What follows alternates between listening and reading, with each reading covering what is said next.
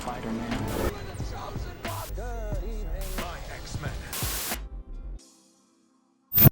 So the first 2 episodes of The Acolyte, the brand new Star Wars show, just came out, and I think we all just need to take a moment and go,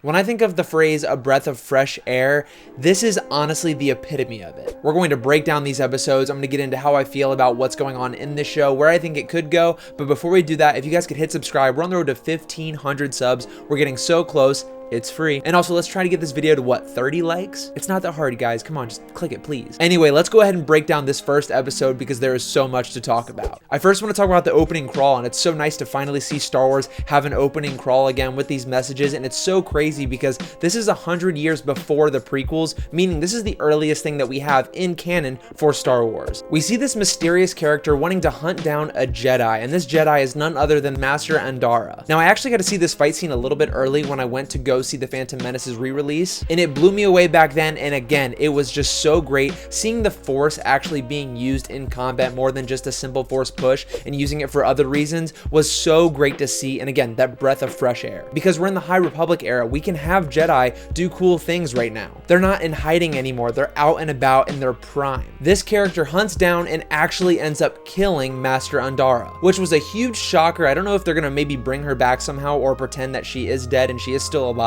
but this is a high caliber actress, and having her die off in the very beginning of the first episode was a little confusing, but it does set the bar with how dangerous this character is and what the themes and the plot is going to be for this whole season moving forward. Again, the fight choreography and everything here was just great. Then we get the opening title and we transport over to this character who I thought we just saw kill a Master Jedi be like a nice normal scavenger character. This character's name is Osha, and she seems to be the point of view main character for this series, and I'm really intrigued with her character because of all the things that's going on within the first 2 episodes. I was really confused because I was like, wait, didn't we just see her murder a Jedi? Now she's just chill and relaxed and has this really cool pip droid. I think he's adorable. We find out that she left the Jedi Order around 6 years ago, and she's actually just on her own. But for now, several Jedi from the High Republic come to arrest her because she matches the description of the one who killed Master Andara. It was also very cool to see the Nemoidians again. We haven't seen them really since Revenge of the Sith and the prequel movies, so it's great to see them here. And also their CGI, I don't know if it's puppetry or if it's real life, it looks great. Now, Osha knows these Jedi because she used to be in the Jedi Order, but they're actually coming to arrest her for the crime that they suppose that she committed. And at this point I was wondering, okay, is she kind of like having a multiple personality disorder thing? Is she a good person but at the same time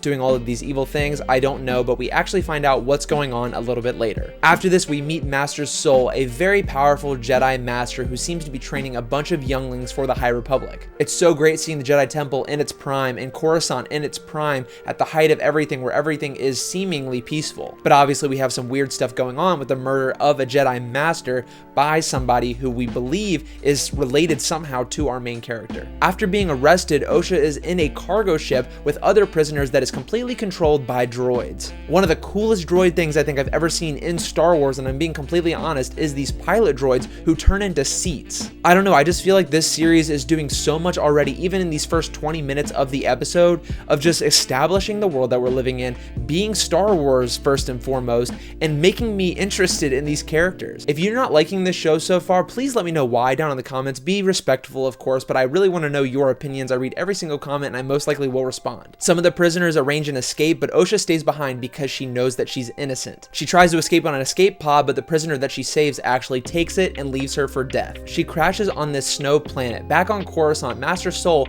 actually recovers the prisoners from that vessel, and they tell Master Soul that there was a girl on the ship who was Osha who potentially could have survived. Master Soul actually knows who Osha is because Soul seemed to be her master, and there's a very convoluted history that goes along with them. After crashing on this planet, Osha has a vision of her sister. She believed that she'd been dead all of these years, but we actually find out that the person who killed Master Andara was in fact Osha's sister, May. They are twin sisters, which caused all of the confusion within the Jedi Order, and now we have a set goal of what this series is kind of going towards. The way this sequence was shot, the way the characters are interacting with each other, all of it just feels very regal, very professional, and very high budget, which it is a high budget show, but I think it's really paying off so far in just the first episode. I also want to mention Daphne Keen's character, who is one of the current apprentices for Master Soul, and her acting is great. I do have to mention though that Yord, the guy who arrested Osha, is very annoying to me, but I'm hoping he grows on me as the episodes continue. Master Soul ends up finding Osha on this planet and saves her from falling off of a cliff, and then we transition to the last part of the episode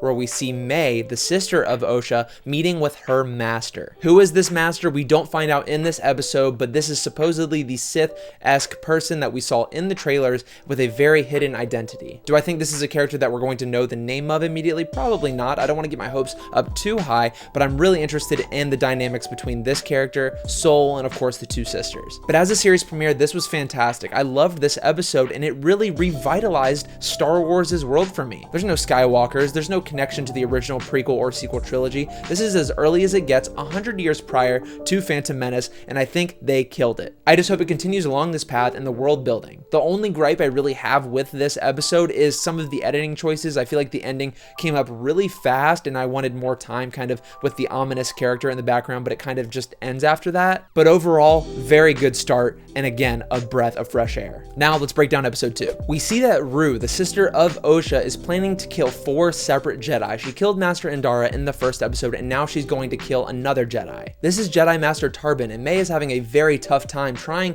to attack him because he has a force-sensitive shield around him. I think it's really interesting because we learn that May's master, the secret Sith-esque character, wants May to kill a Jedi without a weapon, but she's failed to do so at this point, and I think she's maybe going to try and save that for Master Soul himself because he is also on her list. She wants revenge, but we don't have the full story yet of why she wants revenge. Because she can't actually reach Torben, she wants to create a poison in order for him to take it, and that way she can kill him. She gets help from this smuggler guy and uses this poison to go meet Master Torben. Meanwhile, we connect with Master Soul and Osha, and I really love the dynamic here because we get the exposition of the backstory, and the acting is honestly great. Something happened on Brandok, the planet that Osha and May are from, when they were originally recruited by the Jedi. I'm assuming we're going to learn about what this is in the coming weeks, but at this point it's still a mystery, and I like that. May meets up with Master Torben and actually gives him the poison so he can take it himself. This guy has not spoken since the events that happened with the origin of May and Osha, and he actually willingly takes this poison. Therefore, May has scratched off another name on the list of Jedi that she's looking to kill, but for Master Torben, he takes his own life. He must feel some sort of tremendous guilt. I wonder what happened with this character, and I'm so glad that this series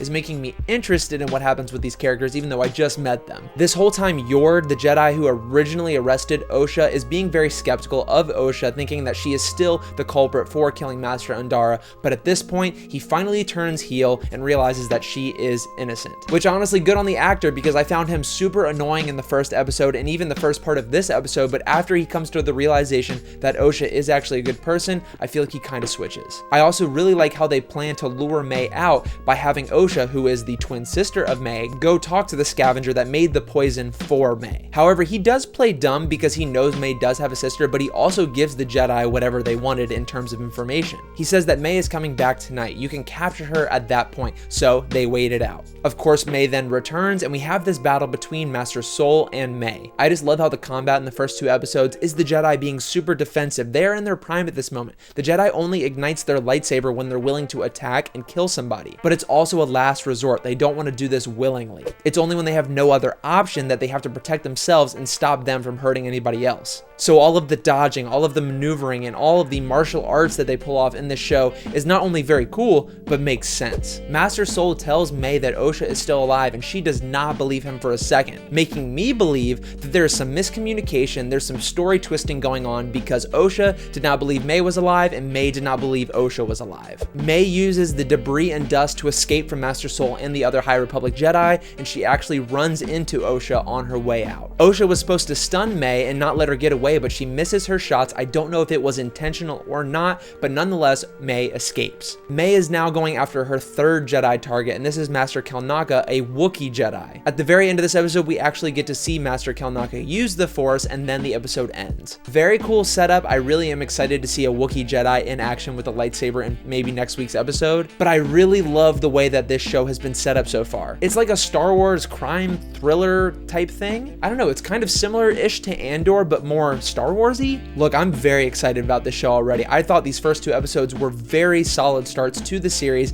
and I'm ready to theorize on all of these characters and what they're going to do and who these mystery characters are, especially the Sith guy. It just feels good to have Star Wars where we can kind of discuss it and talk about it week by week again. I mean, I just miss it so much. So guys, let me know down below what you thought about this episode. I read every single comment. I most likely will respond. Like the video, subscribe to the channel to get us to 1,500 subs. We're getting so close. And I will see you all very, very soon.